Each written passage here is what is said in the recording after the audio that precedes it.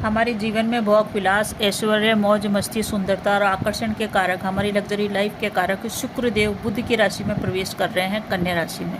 25 अगस्त 2024 को ये प्रवेश करेंगे और यहाँ पे विराजमान रहेंगे 18 सितंबर 2024 तक। क्या परिणाम देंगे ये टॉरस को?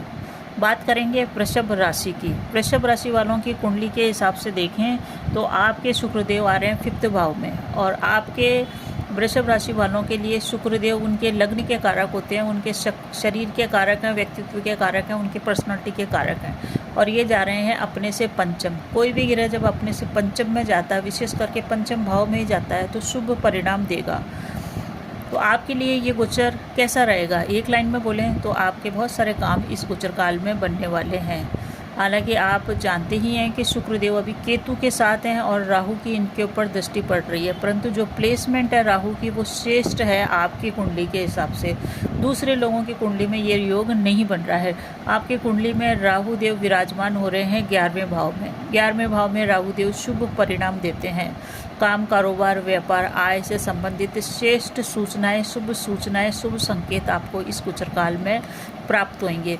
शुक्रदेव यहाँ पे बुध की राशि कन्या में आ रहे हैं और कन्या राशि में आके ये नीचता को प्राप्त कर रहे हैं, क्योंकि कन्या राशि समझदारी की राशि है। बुध इमेजिनेशन में चलते हैं, भोग विलास ऐश्वर्य में डूबना इनको पसंद है। इसके कारण ये यहाँ पे थोड़ा सा कंफर्टेबल नहीं रहते हैं, क्योंकि ये जिम्मेदारी की राशि के अंदर आ रहे हैं। इस कारण से दूसरा कारण ये है कि शुक्रदेव कन्या राशि में आके नीचता इसलिए भी प्राप्त कर लेते हैं क्योंकि ये बुध की राशि है। बुध की राशि का मतलब राजकुमार ग्रह की राशि है। भोग विलास ऐश्वर्य का संबंध बालक ग्रह से बिल्कुल भी नहीं है, उसका युवा ग्रह से संबंध है। इस कारण से बुध की कन्या राशि में आके ये थोड़े से नीचता को प्राप्त होंगे, और कुछ आपको सावधानियाँ इस गोचर काल में वृषभ राशि वालों को भी रखनी पड़ेगी।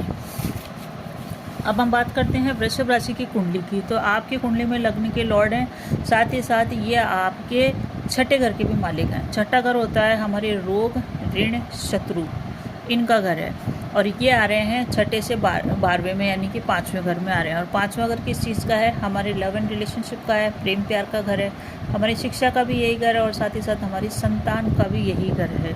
यहाँ पे आके स्टडी से रिलेटेड आपको थोड़ी सी प्रॉब्लम शुक्रदेव देंगे, क्योंकि शुक्र थोड़े से स्टडी से डिटैच भी करते हैं। आय में तो वृद्धि करते हैं, परंतु स्टडी से थोड़े से डिटैच करते हैं। केतु भी डिटैचमेंट का कारक है। तो इस समय आपको क्या कर्म करने हैं? आपको कर्म करने हैं बिल्कुल निष्पक्ष भाव से। निष्पक्ष का क्या मतलब हुआ? निष्पक्ष का मतलब हुआ कि नौकरी से रिलेटेड, धन से रिलेटेड कार्यों में बिल्कुल भी आपको लालच लोभ नहीं करना है, क्योंकि केतु की दृष्टि जहाँ पड़ती है उस चीज़ को थोड़ा सा छोड़ना पड़ता है, उस चीज़ से संबंधित लालच को छोड़ना पड़ता है। तो आपको लालच छोड़ना पड़ेगा। आपको कर्म इस प्रकार से करने हैं कि जो भी आपको परेशान करें उनका भी भला हो, और जो नहीं करें उनका भी भला हो। क्योंकि जब भी शुक्रदेव कन्या राशि में आते हैं तो सभी राशि वालों को एक चीज़ का ध्यान रखना है कि किसी को भी बद्दुआ न दें। जब भी किसी को कन्या राशि में शुक्र आता है और वो बद्दुआ देता है, अभी यूनिवर्स के अंदर शुक्र कन्या राशि में आया हुआ है, तो किसी को बद्दुआ न दें। वो बद्दुआ अल्टीमेटली घूम के उसी व्यक्ति के पास आती है जिसने ये दी थी। तो शब्दों का चुनाव थोड़ा सा ध्यान के करें। अब आपको इस गोचर काल में बहुत सारे फ़ायदे होंगे, उनकी चर्चा करना है। इस गोचर काल में आपको लोन मिल सकता है, क्योंकि लोन के घर से 12वां है। नौकरी के काम आपके बन सकते हैं, कोई नौकरी का एग्ज़ाम है तो उसमें आपको फ़ायदा हो सकता है।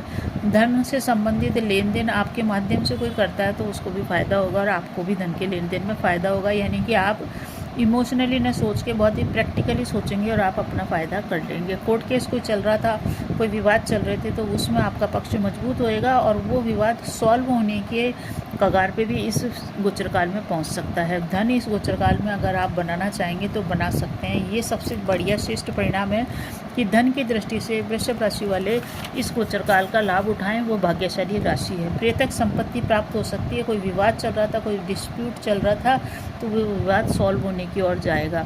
आपके जितने भी कार्य बनेंगे वो आपकी वाणी से ही बनेंगे, आपके व्यक्तित्व से बनेंगे, आपके पर्सनैलिटी से बनेंगे। अपनी वाणी को मधुर रखिए और सारे केसेस विवाद को सुलझाने का प्रयास कीजिए और अपने कार्य बनाने का आप प्रयास कीजिए।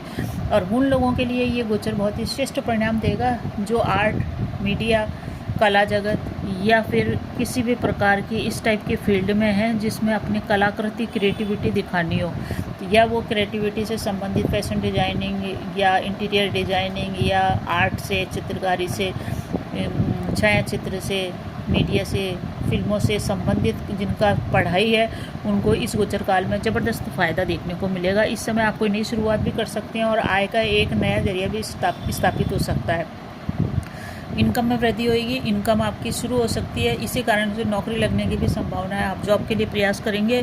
राहु की 11th भाव में उपस्थिति आपको कैरियर में ऊंचाई देगी। राजनीति में भी आपका प्रभुत्व स्थापित होएगा, क्योंकि अभी राहु की प्लेसमेंट बहुत बढ़िया चल रही है। बुद्धि का आप बड़े अच्छे ढंग से इस्तेमाल करेंगे, क्योंकि बुद्धि की राशि के अंदर ही शुक्रदेव विराजमान है। अच्छी योजनाएं बनाएंगे। क्रिएटिविटी आपके अंदर ज़बरदस्त बढ़ने वाली है। उस क्रिएटिविटी को आप आगे बढ़ाएं, उस क्रिएटिविटी से पैसा कमाएं, ये संभव है। पैसों से इस समय आप बहुत अधिक प्यार करेंगे, परंतु आप थोड़ा सा चीज़ों को छोड़ना सीखेंगे तो ये गोचर और ज़्यादा अधिक आपको फ़ायदा देगा। आप अपने साथ लोगों को लेके चलें, अपनों का साथ लेके चलें। इस समय शत्रु भी आपके पीछे पीछे चलते रहेंगे, इसलिए परिवार का साथ लें, लोगों का साथ लेके आगे बढ़ें। आपको धन भी मिलेगा, पैसा भी मिलेगा, मान भी मिलेगा और आपके कार्य भी बनेंगे। इस समय आपके पास इतना धन आ सकता है कि आप संभाल नहीं पाएँ। अब चर्चा करते हैं शुक्र के क्या उपाय करें वृषभ राशि वाले की श्रेष्ठ परिणाम मिले। सबसे पहले तो शुक्र की जो देवी कही गई है पशुओं के अंदर, वो गाय को कहा गया है, इसलिए आप गाय की सेवा कीजिए। और वो उस गाय की सेवा विशेष करके करिए जिसके बछड़ा हो, क्योंकि बछड़े को भी केतु कहा गया है। तो इस तरह से केतु और शुक्र की युति का आप श्रेष्ठ परिणाम प्राप्त कर सकते हैं। दूसरा है कि महालक्ष्मी के बीज मंत्रों का जाप, और तीसरा है कि आप शुक्र के बीज मंत्र ओम द्राम द्रीम द्रौम सह शुक्राय नमः मंत्र का जाप कीजिए। वीडियो आपको पसंद आ रहा है तो लाइक शेयर कमेंट में जय श्री राम अवश्य कीजिए, और किसी एक न एक व्यक्ति को अवश्य ही इसे शेयर कीजिए। धन्यवाद।